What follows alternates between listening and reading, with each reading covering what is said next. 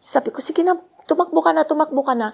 Mama, bilisan mo, bilisan mo. Sinasabi sa akin nung ligtas mo buhay mo, mauna ka na.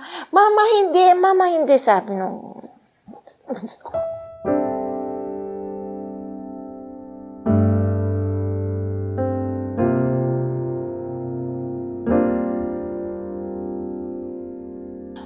Ako po si Marife Sugawara.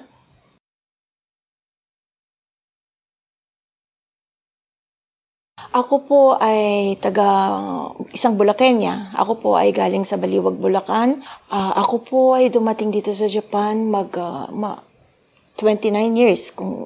Bali, next year po nasa 30 years na po ako dito sa Japan. Nang nag-volunteer translator po ako dito sa Rikusen Takata, isinishare po ko po ang experiences na naranasan ko nung time na nagkaroon ng tsunami at malakas na lindol dito sa aming lugar.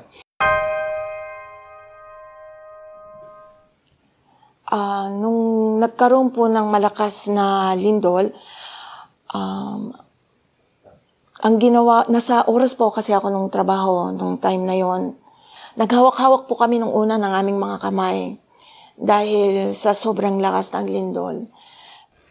Dito yung nakatayo yung aming dating pabrika. So, kaya nang magkaroon ng lindol, lumabas kami o ako doon sa pabrika namin. Kaya nakita ko, tiningnan namin at mula dito kitang-kita mo talaga yung dagat nung time na yon. At ang pabrika po namin ang lokasyon po ng aming trabaho ay 500 meters away mula sa dagat, sa beach.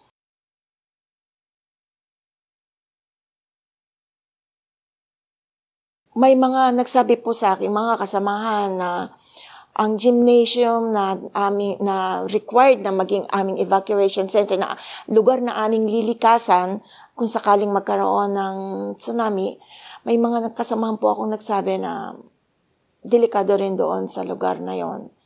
Malapit po rin kasi, po kasi siya nasa patag na lugar.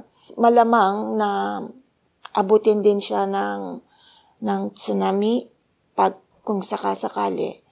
Tapos nung lumindol na, lumabas ako sa pabrika, papunta ako sa eskwelahan ng aking panganay na anak para sila ay pick upin.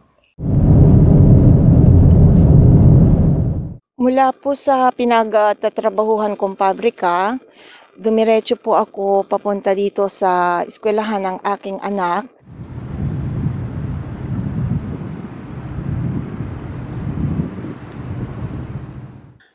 Iniwanan ko dito yung aking anak na nakasakay sa aking sasakyan at pumalik ako dito para pick upin yung panganay ko. At dito ko inabutan sa taas nito na nakatayo ang teacher ng high school at sinabi sa akin na kung ako sa'yo, nanay, manatili ka na lang sa lugar na ito dahil dito ay ligtas ka at ang iyong mga anak. Papaakyat doon. At doon po papalikasan yung mga bata kung sakaling mas tataas pa yung tsunami. Hindi na po ako nagdalawang isip. Yung pong bunso ko na nandoon po iniwanan ko sa sasakyan, tinawag ko po siya. Sabi ko, okay, halika, lilikas tayo kasama ang kuya doon sa mataas na lugar. Kinuha ko yung aking cellphone na nandoon sa loob ng sasakyan at isang blanket.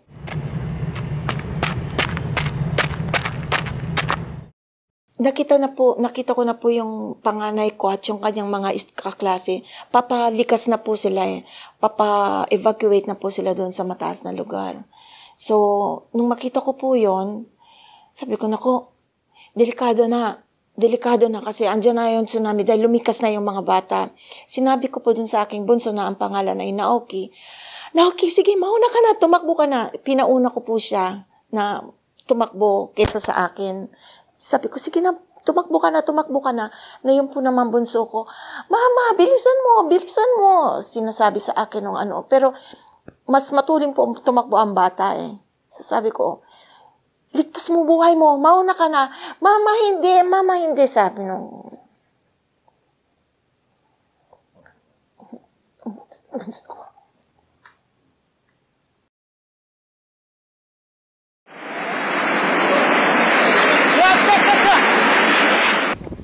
So dito talaga kami umakyat lahat. Tumataas ang dagat kasama ng mga naglutangang debris. Ayan na yung tsunami, sabi ng mga kasamahang Hapon. Pero, tsunami, sa isip ko, ito ba ang tsunami? Kasi ang imahe ng tsunami sa akin is yung napapanood ko sa TV na tidal wave. So, yan po yung tinitingnan ko na baka ganoon, napaganoon. Pero hindi po eh.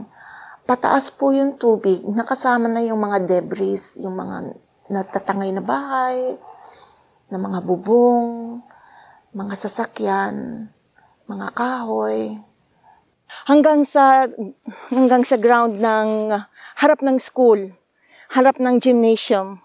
Nung time na yon sinasabi namin na hinto ka na tsunami kasi pag tumaas pa ng tumaas, yung possibility na maabot kami hanggang dito. Dahil from here, wala na kaming pwedeng likasan. So, ito pala yung tsunami na hindi ko in-expect na ganoon pala.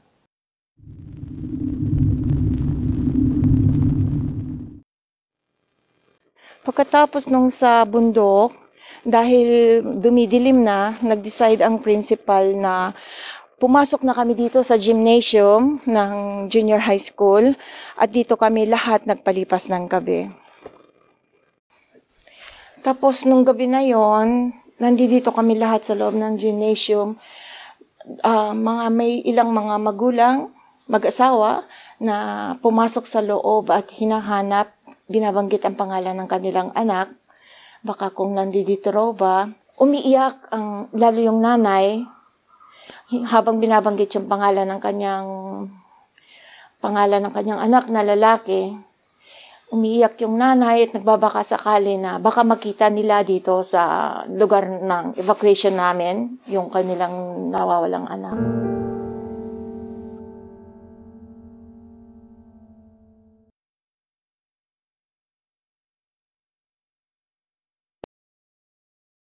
Inisip ko po talaga yung asawa ko na ligtas ba siya.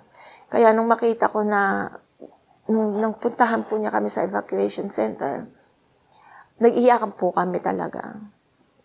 Nakita yung mga pamilya na ligtas talaga. Na salamat, ligtas kayo. Inisip po niya na baka natangay kami ng tsunami. Kasi, at inisip po niya, dayuhan ako. Hindi ko alam kung anong gagawin ko pagdating ng kalamidad. So, wala naman pong training na ginawa para sa tsunami. Puro lang po sa lindol, sa sunog. Unang-unang salita talaga na nabanggit na sabi ng asawa ko sa salitang Hapon, Yuko ningimashita nete. Mabuti at alam mo yung decision na ginawa mo para makaligtas kayong mag-iina.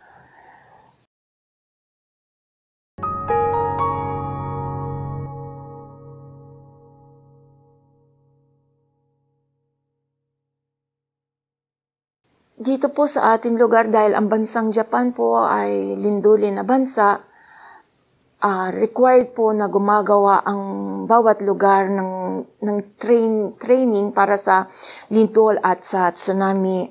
So, ipinakikiusap ko po sa inyo, mga kababayan ko, na kung maaari, isapuso po natin ang pagsali sa mga ganitong training kasi napaka-importante po nito. Huwag po nating ipagwalang bahala ang mga ganitong aksyon na ipinapaliwanag sa atin ng mga Hapon dito sa ating lugar. So, isapuso po natin at pagka nagkakaroon po ng mga ganitong training, kung maaari lamang po na dibdibin, ilagay sa puso at isipan ang mga bawat paliwanag na ibinabahagi sa atin, lalo po ng mga otoridad, ng mga kapulisan, ng mga miyembro ng City Hall. So, sundin po natin lahat kasi ito po ay para sa ating kapakanan.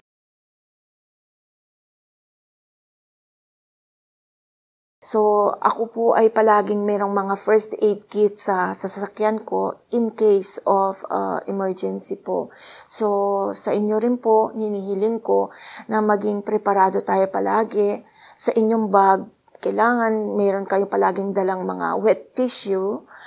Ako po mula nun, hindi na po nawala ang wet tissue sa bag ko.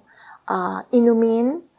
Kasi kahit po sabihin natin na mayroon namang Jidohan Baiki, mayroon namang mabibili, pero pagdating po ng mga ganoong kalamidad, wala pong kuryente.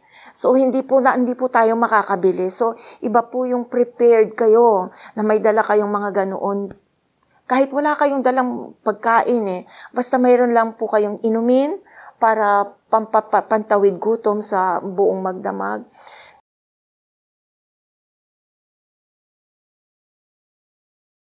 Isa pa po, ang gusto ko lamang pong ipaliwanag sa aking mga kababayan na pagdating po ng mga ganitong kalamidad, pag hindi po natin alam yung mga salitang ginagamit sa siren,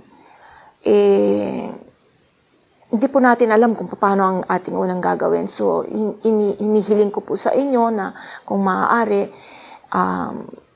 ilagay po natin sa ating isip, memorizein po natin yung mga ganitong unang salita tulad po ng bochote, buhate, tuhinan, yung mga ganitong salita na ginagamit pag may mga kalamidad. I-memorize po natin ang mga salita na ginagamit po during calamity.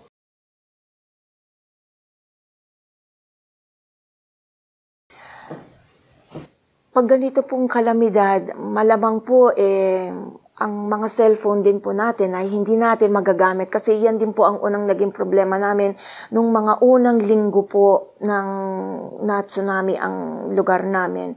So wala po kaming way of communication. So ang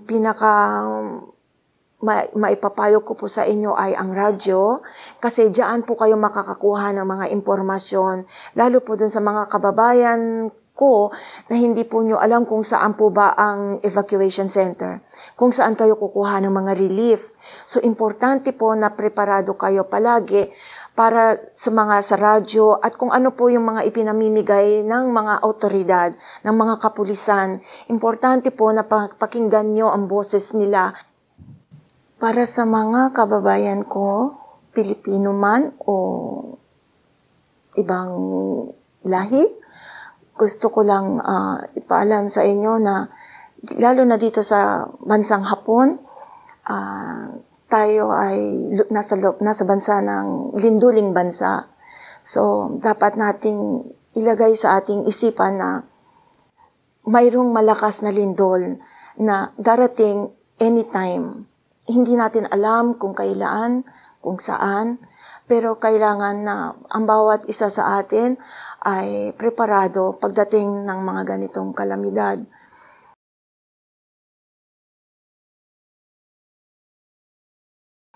Ibinigay ko sa inyo ang aking eksperyensya. Yung pong lugar na yon ay konektado, ang mga katabing probinsya po ay konektado diyan. So, kahit po sabihin natin na malayo ako, pero ilagay po natin sa isip natin na ang lugar ng Japan ay lindulin na bansa. So, anytime magkakaroon po tayo ng isang malakas na lindol, ng tsunami, at higit po sa lahat, sunog, konektado po lahat yan. So, gusto ko lamang po sa aking mga kababayan na matuto po tayong mag-ingat at maging preparado sa lahat ng oras. Ibinahagi ko po sa inyo ang aking istorya kasi ito po ay tunay na storya na naranasan ko at ng mga kababayan natin dito sa Rikuzen, Takata 12 years ago.